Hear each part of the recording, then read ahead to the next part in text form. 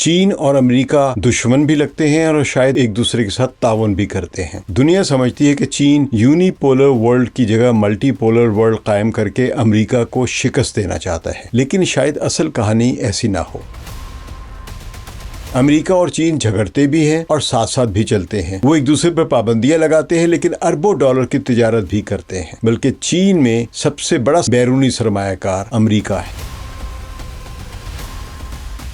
یہ بات ہمیں ایک اہم سوال کی طرف لے جاتی ہے، کیا ہو اگر امریکہ اور چین حقیقت میں ایک دوسرے کی مدد کر رہے ہوں؟ کیا وہ جان بوجھ کر یا غیر ارادی طور پر مل کر دنیا پر اپنی بالادستی قائم رکھ رہے ہوں، جس کو ہم مونوپلیز کہتے ہیں؟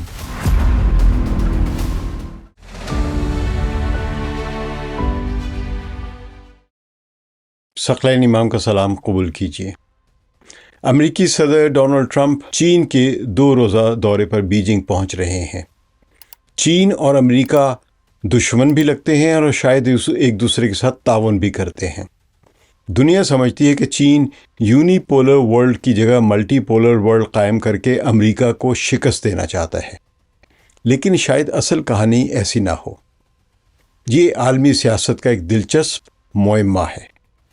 ایک طرف ہم سنتے ہیں کہ امریکہ اور چین ایک دوسرے کے زبردست حریف ہیں، دشمن ہیں، مخالف ہیں۔ ماہرین کہتے ہیں کہ یہ مقابلہ تھیوسیڈائیڈیز ٹریپ کا باعث بن سکتا ہے، یعنی ایک بڑھتا ہوا چین اور قائم شدہ اسٹیبلشڈ طاقت امریکہ آپس میں لڑ پڑے اور تیسری عالمی جنگ شروع ہو جائے۔ ایسا لگتا ہے جیسے 2 ہیوی ویٹ باکسرز آمنے سامنے کھڑے ہوں اور ان میں ایک ہارے گا اور دوسرا چیمپئن بنے گا۔ دونوں نہیں چیمپئن بن سکتے۔ لیکن اگر آپ گہرائی میں جھانکیں تو ایک عجیب حقیقت نظر آتی ہے۔ امریکہ اور چین جھگڑتے بھی ہیں اور ساتھ ساتھ بھی چلتے ہیں۔ وہ ایک دوسرے پر پابندیاں لگاتے ہیں لیکن اربوں ڈالر کی تجارت بھی کرتے ہیں، بلکہ چین میں سب سے بڑا سرمایہ کار، بیرونی سرمایہ کار امریکہ ہے۔ یہ بات ہمیں ایک اہم سوال کی طرف لے جاتی ہے، کیا ہو اگر امریکہ اور چین حقیقت میں ایک دوسرے کی مدد کر رہے ہوں؟ ذہن میں آتی یہ بات؟ کیا وہ جان بوجھ کر یا غیر ارادی طور پر مل کر دنیا پر اپنی بالادستی قائم رکھ رہے ہوں، جس کو ہم مونوپلیز کہتے ہیں؟ آج ہم اس نظریے کا جائزہ لیں گے۔ ہم پاکستان کے علاوہ دوسرے واقعات بھی دیکھیں گے جن سے امریکہ اور چین کے درمیان کسی مفاہمت یا ہم آہنگی کا اشارہ ملتا ہے۔ ہم ٹیکنالوجی، موسمیاتی تبدیلی اور خفیہ ملاقاتوں کی بات کریں گے۔ ہم اپنے ذرائع کا نام بھی لیں گے تاکہ آپ جان سکیں کہ یہ معلومات کہاں سے آئی ہیں۔ سب سے پہلے تھیوسیڈائیڈیز ٹریپ کو سمجھنا ضروری ہے۔ یہ ایک سوچ ہے کہ جب کوئی ابھرتی ہوئی طاقت، قائم شدہ طاقت، اسٹیبلش طاقت کو چیلنج کرتی ہے تو جنگ تقریباً یقینی ہو جاتی ہے۔ اس سوچ کو مشہور کرنے والے ہارورڈ یونیورسٹی کے پروفیسر گراہم ایلیسن ہیں، جنہوں نے تقریباً 9 برس پہلے اس عنوان کے ساتھ اپنی کتاب لکھی تھی، یعنی اس کا ٹائٹل یہ تھا destined for war, can America and China escape Thucydides trap. Harvard political review میں اس کتاب پر جو ایک مضمون لکھا گیا تھا، اس کے مطابق ایلیسن نے 1600 کی دہائی سے لے کر اب تک کے 16 ایسے جنگوں کا یا تنازعات کا جائزہ لیا ہے جن میں سے 12 جنگ میں بدل گئے، بڑی جنگ میں، اور وہ براہ راست موازنہ کرتے ہیں کہ آج کے امریکہ اور چین کا قدیم یونان کے شہروں ایتھنس اور اسپارٹا سے۔ لیکن دلچسپ بات یہ ہے کہ اسی مضمون کے مطابق حالیہ 3 ایسے ابھرتے اور زوال ہوتے ہوئے ممالک کے جوڑوں نے اصل میں جنگ سے گریز کیا۔ کیوں؟ کیونکہ عالمگیریت اور سفارت کاری نے کھیل کے قواعد بدل دیے ہیں گلوبلائزیشن کی وجہ سے۔ اب آتے ہیں اپنی آج کی تھیوری کے لیے سب سے بڑے ثبوت پر، جس میں پاکستان، چین اور امریکہ شامل ہیں۔ سن 2025 میں پہلگام میں دہشت گردی کے حملے کے بعد ہندوستان اور پاکستان کے درمیان کشیدگی بڑھ گئی تھی، اور ظاہر ہے ہم اخبارات کے مطابق جب دیکھتے ہیں تو اس بحران میں صدر ڈونلڈ ٹرمپ نے اپنے کوآڈ کے ساتھی ہندوستان کا ساتھ نہیں دیا، نہ ہی اوکس کا جو ساتھی تھا۔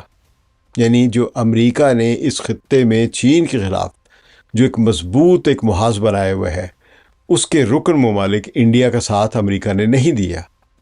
اس کے بجائے ٹرمپ نے پاکستانی وزیر اعظم اور آرمی چیف کو وائٹ ہاؤس میں مدعو کیا، انہوں نے پبلکلی پاکستان کی تعریف کی۔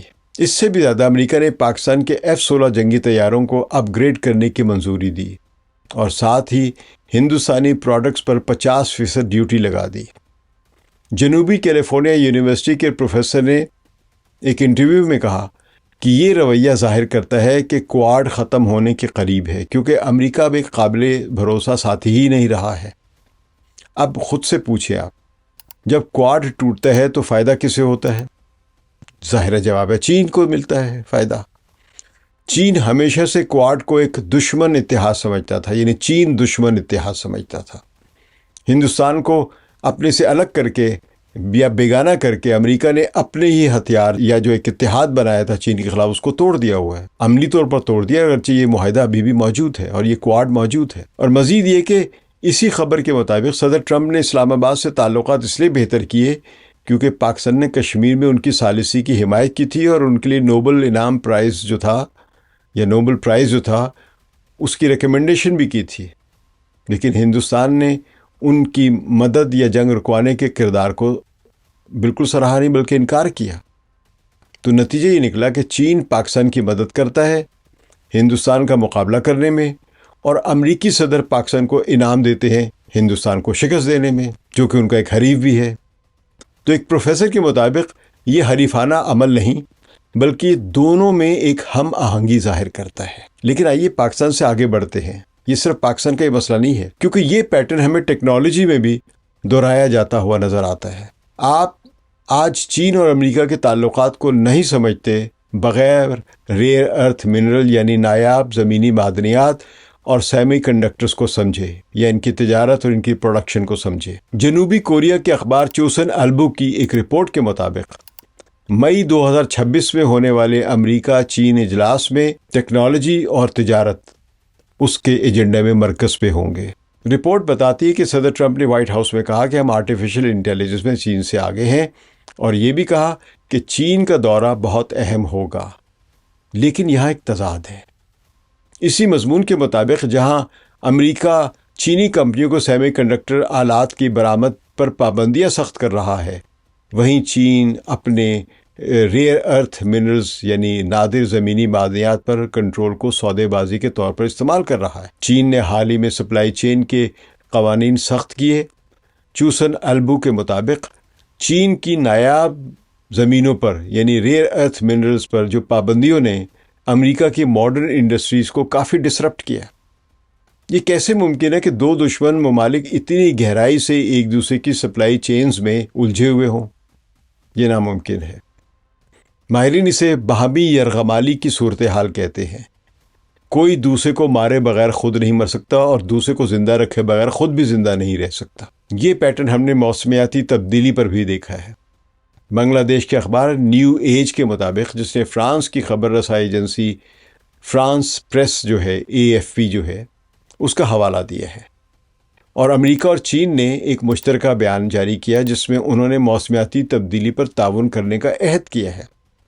یہ بیان شنگھائی میں امریکی موسمیاتی ایلچی جان کیری کے دورے کے بعد آیا سامنے۔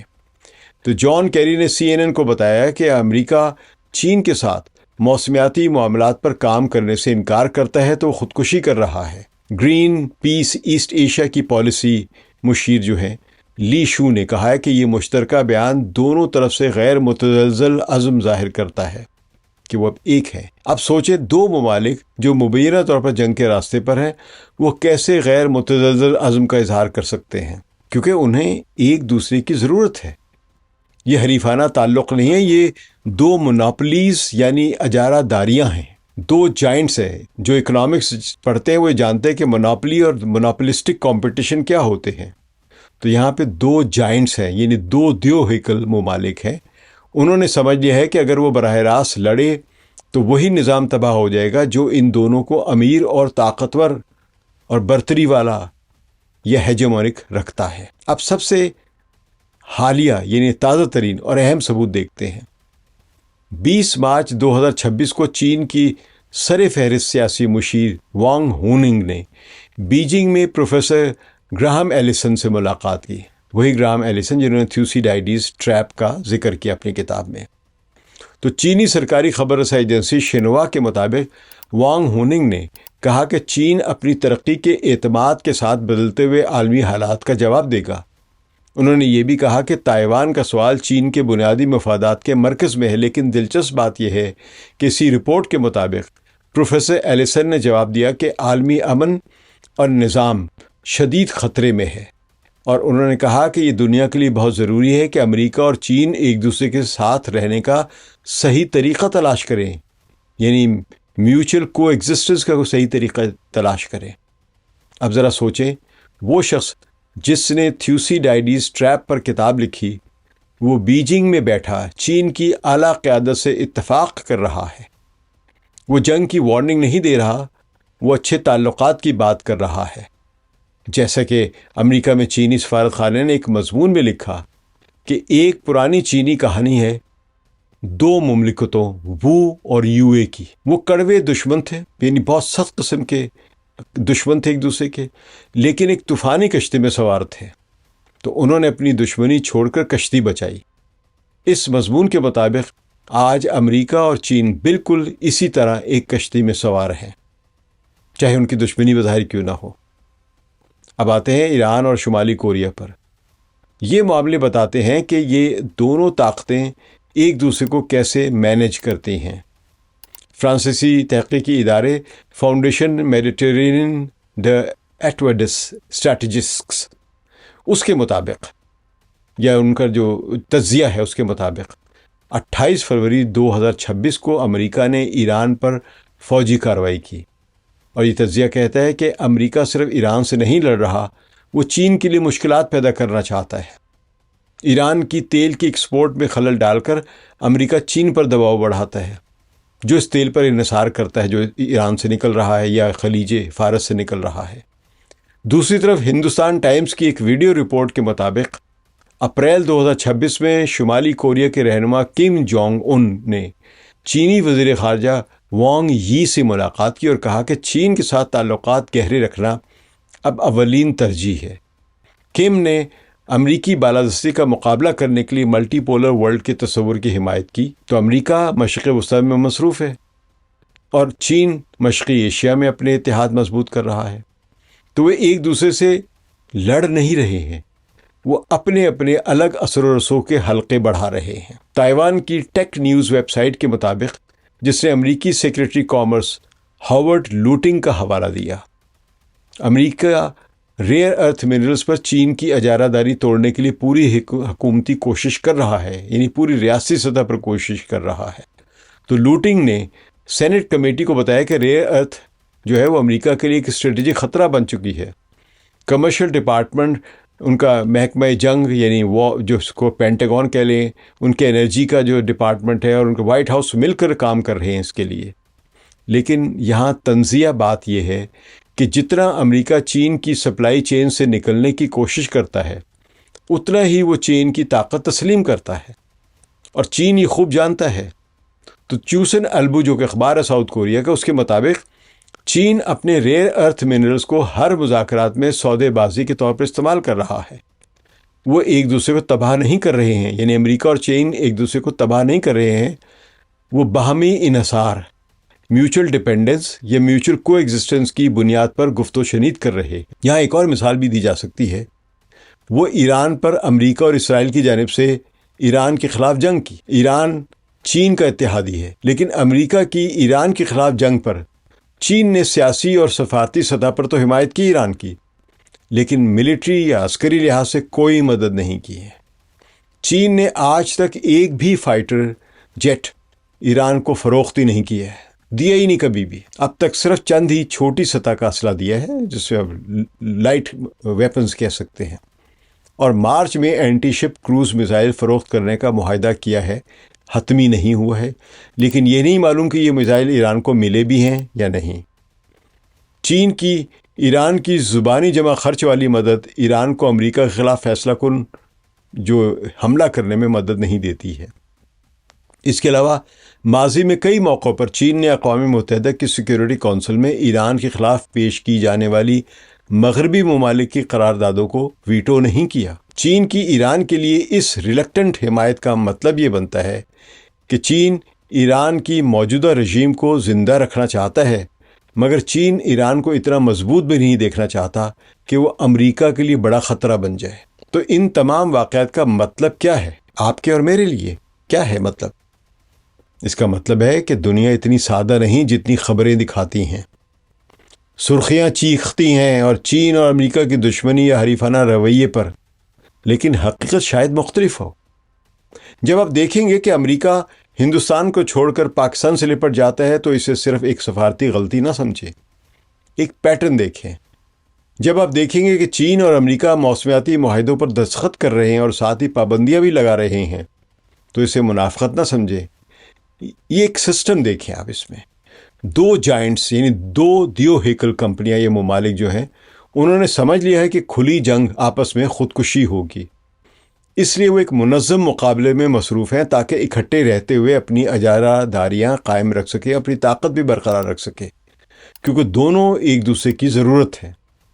جیسے کہ ہارورڈ پولیٹیکل ریویو نے 2015 میں نتیجہ اخذ کیا تھا، اور آج بھی سچ ہے، کہ امریکہ اور چین کے درمیان براہ راست فوجی تنازع ناممکن ہے، کیونکہ دونوں کو بہت کچھ پھر کھونا پڑے گا۔ شنگھائی میں فیدان یونیورسٹی کے پروفیسر وو جینگ چیو نے اپنے تحقیقی مقابلے میں بتایا کہ چین اور امریکہ کے درمیان مخالفانہ کھیل دراصل ان کے بنیادی نظریاتی فرق سے پیدا ہوا ہے۔ جہاں امریکہ ایک لبرل بالادستی چاہتا ہے، یعنی ایک کیپٹلسٹ سسٹم چاہتا ہے جس کو جمہوریت بھی کہتے ہیں، اور چین اپنی خود مختاری پر اصرار کرتا ہے جس کو اس کے مخالفین مونوپلی کہتے ہیں۔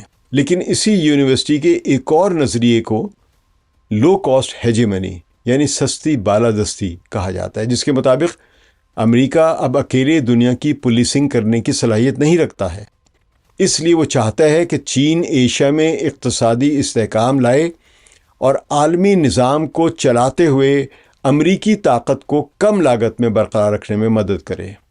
تو پروفیسر ژاؤ ین کے مطابق امریکہ کی پابندیاں خود امریکہ کو نقصان پہنچا رہی ہیں، اور اب ایک یا دو ممالک دنیا کے مرکز نہیں رہ سکتے، جبکہ پروفیسر وینگ یانگ کہتے ہیں کہ چین کبھی عالمی بالادستی کا خواہش مند نہیں رہا ہے اور سوویت یونین بالادستی کی خواہش میں تباہ ہوا ہے۔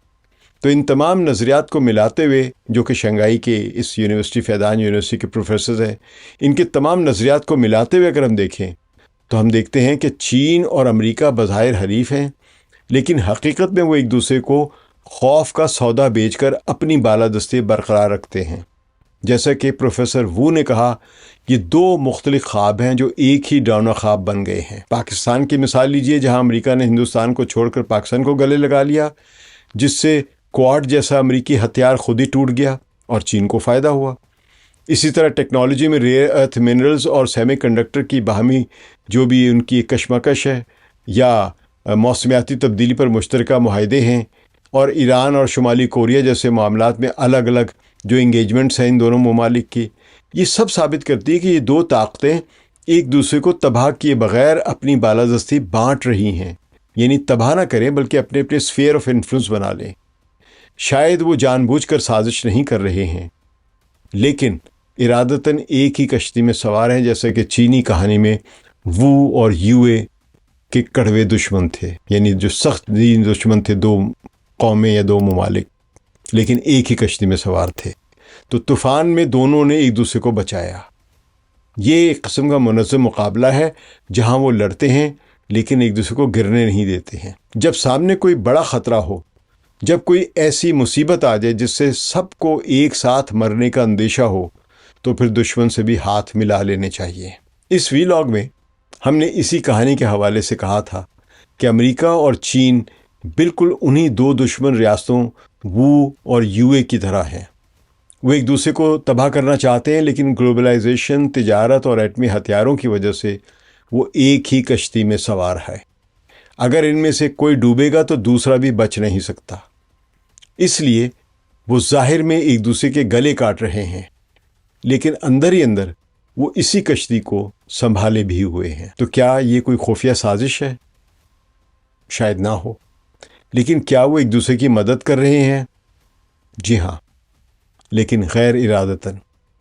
وہ ہال میں دو ناچنے والے ہیں، دو رقاص ہیں، اور یہ ناچ ان دونوں کو سٹیج پر رکھے ہوئے ہے جبکہ باقی سب تماشائی ہیں۔ آپ کا کیا خیال ہے؟ کیا یہ پوشیدہ اتحاد ہے یا صرف دو انٹلیکچوئل جائنٹس تباہ کن جنگ سے بچ رہے ہیں؟ مجھے تبصرے میں بتائیں، فیڈ بیک ضرور دیں، اور اگر آپ کو یہ گہرائی پسند آئی جو ہمارا تجزیہ ہے تو لائک کریں، شیئر کریں اور سبسکرائب کیجیے۔ اگلی ویڈیو میں پھر ملیں گے۔ ثقلین امام کو اجازت دیجیے۔ خدا حافظ۔